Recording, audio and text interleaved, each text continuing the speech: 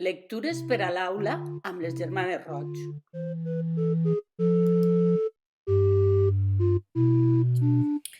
Seguim amb les lectures de les aventures de Pinocho per al meu alumnat del primer de l'ESO.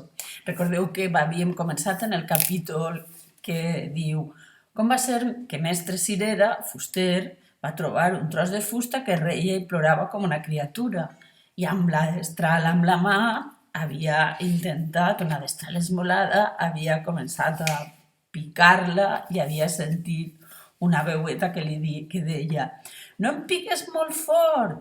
Aleshores el mestre Cirera es va quedar.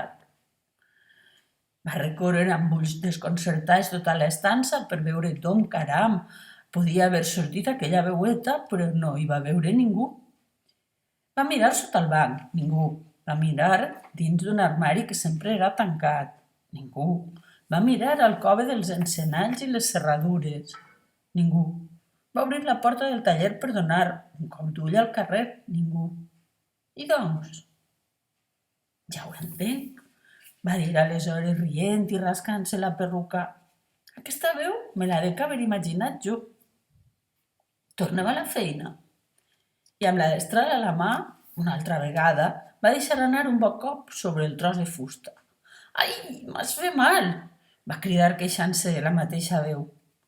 Aquesta vegada mestre Cirera es va quedar de pedra, amb els ulls fora de les òrbites de l'ensurt, la boca ben oberta i la llengua penjant fins a la barbeta, com una carota.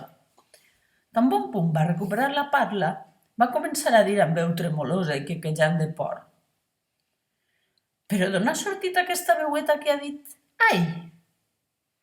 Ací no hi ha ni una ànima. A veure si és aquest tros de fusta que ha pres a plorar i a queixar-se com una criatura. No m'ho puc creure. Vet aquí, aquest tros de fusta.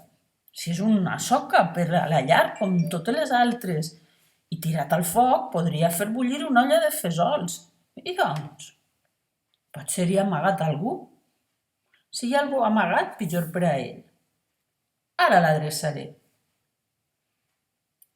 I va agafar aquell pobre tros de fusta amb totes dues mans i el va començar a tirar sense pietat contra les parets. Després va parar l'orella per sentir si alguna veueta es queixava. Va esperar 2 minuts i res, 5 minuts i res, 10 minuts i res. Ja ho entenc, va dir aleshores fent un esforç per riure i esbullant-se la perruca. Aquesta veueta que deia «ai», me la dec haver imaginat jo. Tornem a la feina. I com que se li havia ficat la por al cos, va mirar de cantar per donar-se ànims. En això havia deixat la destral i havia agarrat el ribot per ribotar i polir el tros de fusta. Però mentre el ribotava amunt i avall, va sentir la mateixa veueta que li deia rient «Para, em fas cosconelles per tot el cos». Aquesta vegada el pobre mestre Cirera va caure fulminat. Quan va tornar a obrir els ulls, es va trobar assegut a terra.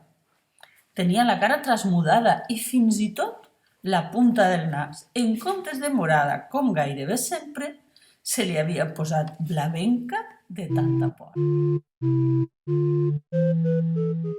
Bona lectura!